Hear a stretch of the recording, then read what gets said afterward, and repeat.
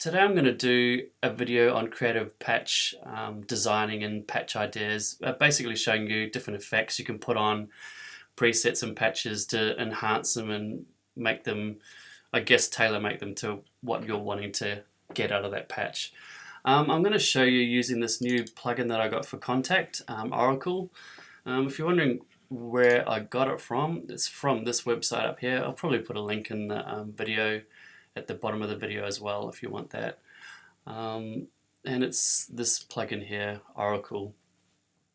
I think it was originally designed as a hybrid tool for soundtrack type programming and stuff, but I've really found that you can use it for pop stuff and a bunch of different things, so that's what I'm going to show you today, showing you how you can use this library in more modern pop and not just film score type music, I guess. So this first patch that I've got, Analog Butter, I'm actually going to use it without these effects first. As you can see, I've got bus 1, 2 and 3 bypassed. Then I'm going to turn them on and show you what I've done to kind of widen and fatten the sound a bit more.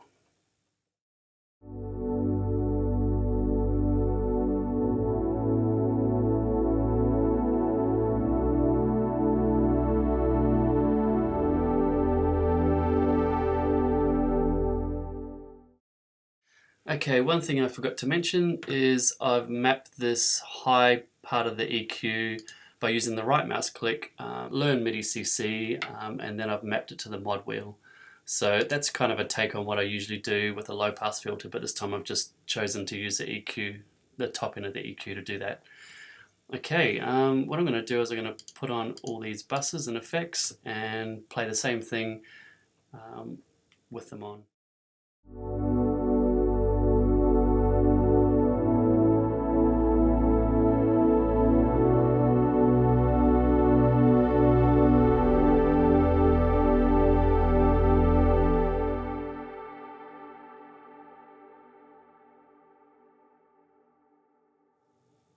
Okay, so the first thing I did on bus 1 was I widened it with these two Waves plugins, the doubler and the imager.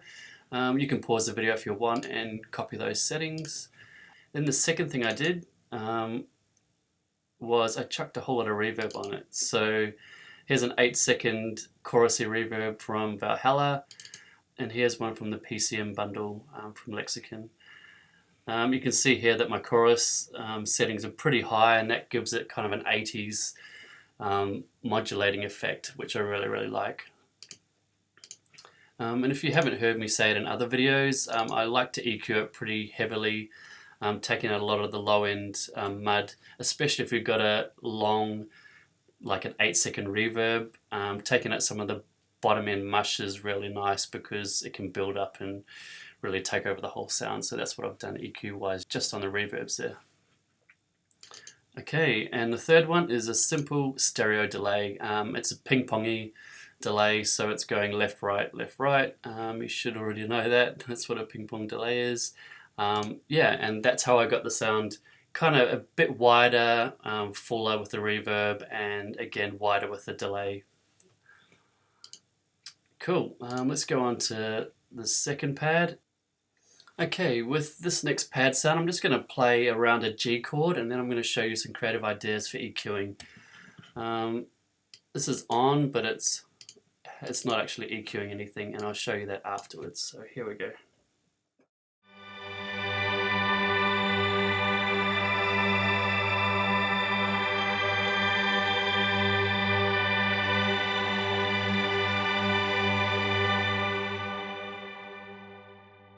What I like to do with some of these pads is take out some of the frequencies that are jumping out a little bit too much. And it really depends on what key you're playing in. So the best way I find to take out some of the frequencies is to play whatever you're wanting to play in the specific key, and then EQ them based on what key you're playing in, because different keys will boost different frequencies and that kind of thing. So I'm just going to play one chord, hold it down, and show you some creative ways of EQing.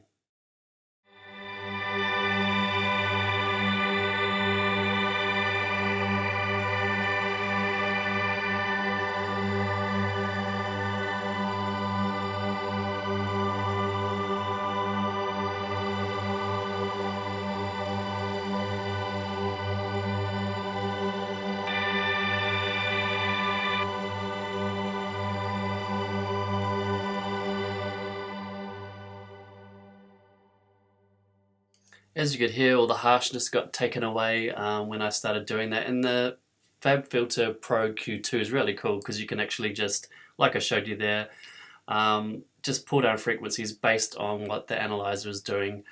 You can get a pad sound that's a bit harsh and just really mellow it out by pulling out a bunch of those annoying frequencies. Okay, this is a bass sound that I really like. Again, I'm just going to bypass the effects and play something and then put them on and show you what it's doing.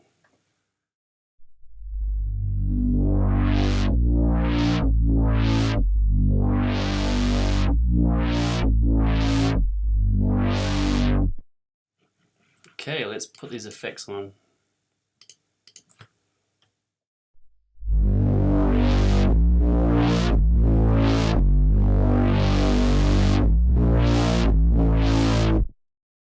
As you can hear, it's a bunch of overdrive plugins I've put on. The first one, Homicide.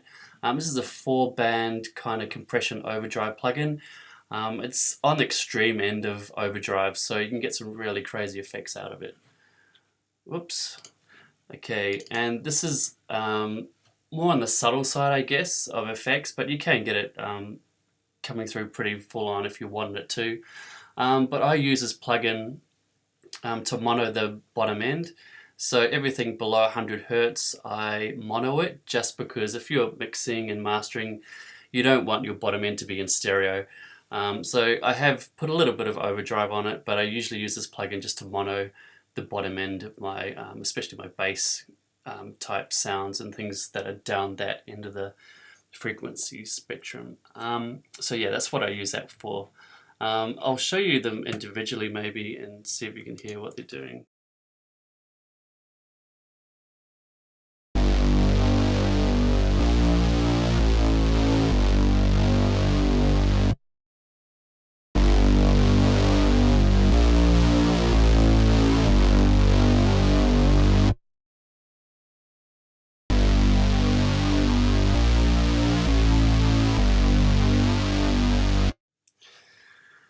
The raw sample on this one's amazing. I love it. You don't actually have to do a lot to make it sound good, I guess. But I'm always looking at different ideas to fatten up sounds and make them bigger than life. So that's what I did with that one.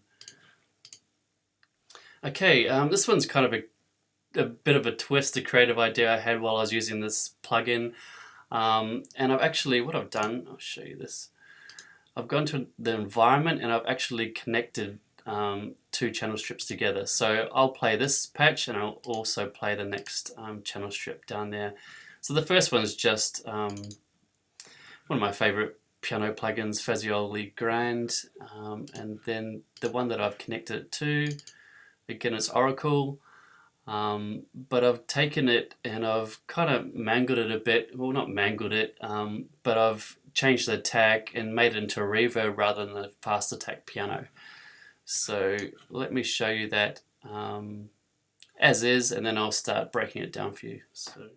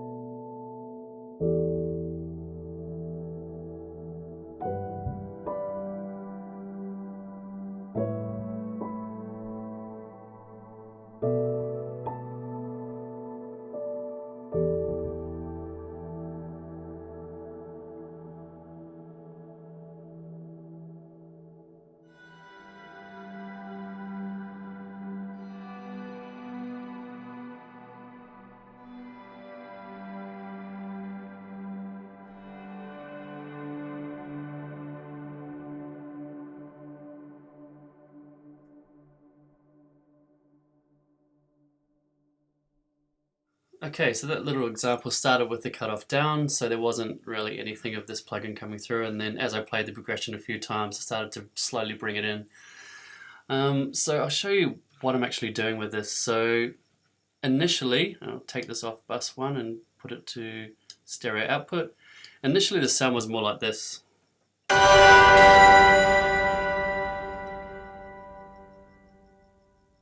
And that was way too loud, so I'll turn that down. So initially the sound was like this.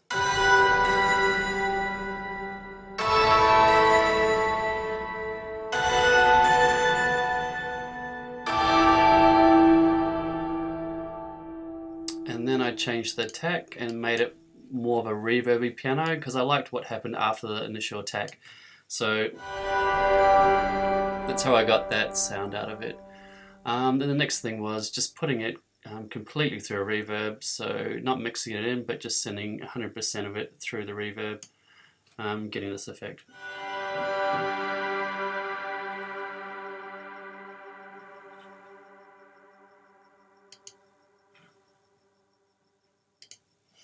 Okay, what I've got set up there is, that was original version of that piano verb sound. I'll just open that up so you can see. I'm pretty sure it was just the attack that I changed, but yeah. Cool, here's another piano version. This time I've chosen the Giant from Native Instruments, and again I've done the window environment thing where I've connected the 2 channel strips together. And on this one I've got this plugin here. Of course it's this plugin, but this patch here. And let me just show you what I'm doing with this.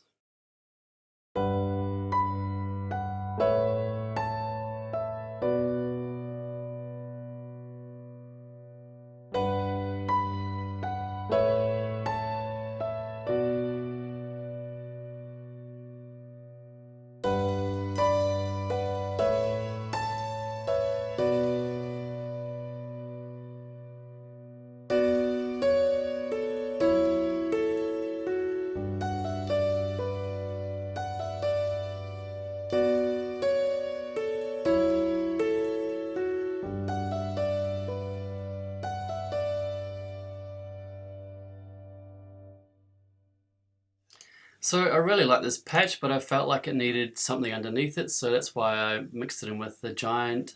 All I did really was just adjusted the feedback and some of these delay settings. But if you do end up getting it, just pause the video, stop, see how I set it up there, and you're away. I think that's all I wanted to show you in this thing. I'm going to show you what I've done on one of my wife's new pop songs that I'm programming up. So this may take a while to transition because it's got to load all these plugins in. But while I'm waiting for it to load, a cool thing you can do inside Logic that you may not know is if you right mouse click, you can get this freeze button up. And what it does is it basically bounces it behind the scenes so you can save resource and it doesn't have to actually trigger each plugin every time, so it's playing it from a WAV file. So that's a really good way of saving resource if your Logic project's getting too big and you're kind of running out of resources, CPU spiking, can't add any more plugins, that kind of thing. So I often do that when I've got a lot of plugins trying to play at the same time.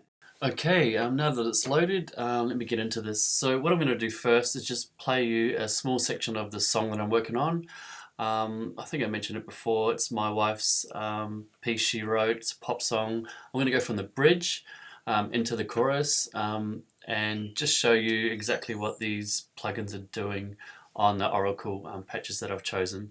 So first of all, I'll just play them all together and then I'll solo them and go through them like that. Another thing I'll mention is this is just a really rough mix, so don't judge me on the mix, please. And also, it's just guide vocals, so my wife will kill me if I don't say that as well. Cool. Okay, let's get into this.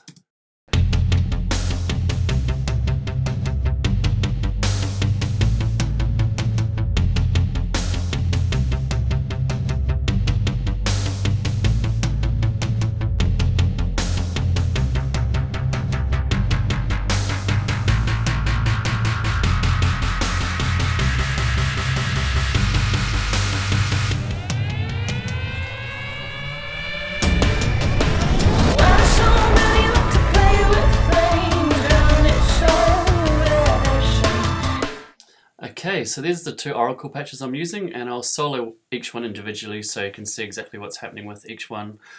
Just pause the video if you want to see exactly what those are to copy them. Okay, so let's look at this first track here.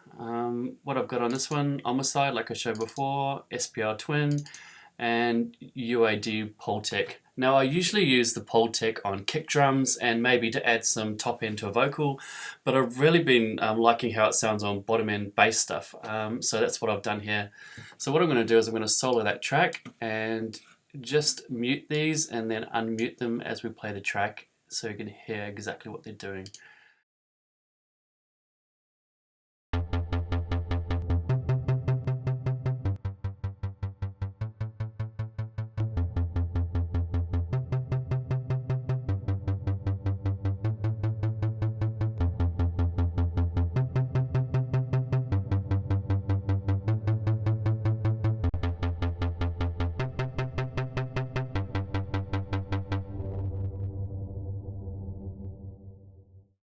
Okay, so I hope you could hear what was happening as I added each one in. I really like this Poltec EQ. As you could hear, it cleaned up the bottom end, added a bit more tops, really nice. Okay, let's move on to the next one. I'll do the same thing.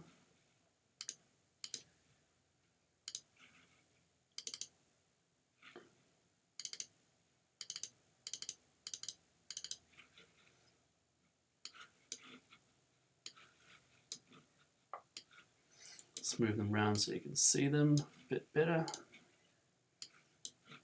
Okay.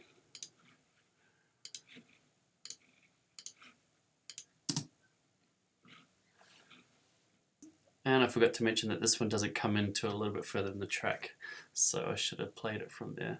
Here we go.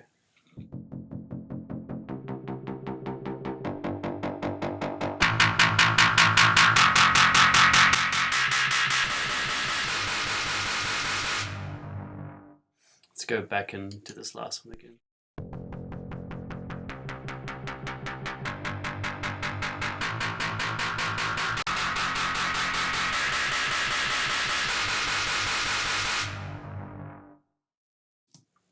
Cool, that was a little bit rough. I brought in the limiter before I should have, just so the game was all screwed up there, but you get the general idea of what's happening with those plugins. Another thing I'll mention is I mapped the mod wheel to the low pass filter. You might have seen that moving up as I played the piece. If I go to, where is it? Here we go. When I go to view, if I take off track automation, hyperdraw, it's already selected actually, you'll see a slope, and that's just changing the cutoff frequency. That's just my mod wheel affecting that. So that's how I get it to build in intensity as the piece goes along. Yeah, so there's a few different ways I'm using the Oracle plugin for more pop stuff. And kind of the effects that I'm chucking on it. So I hope you enjoyed it. Cool. See ya.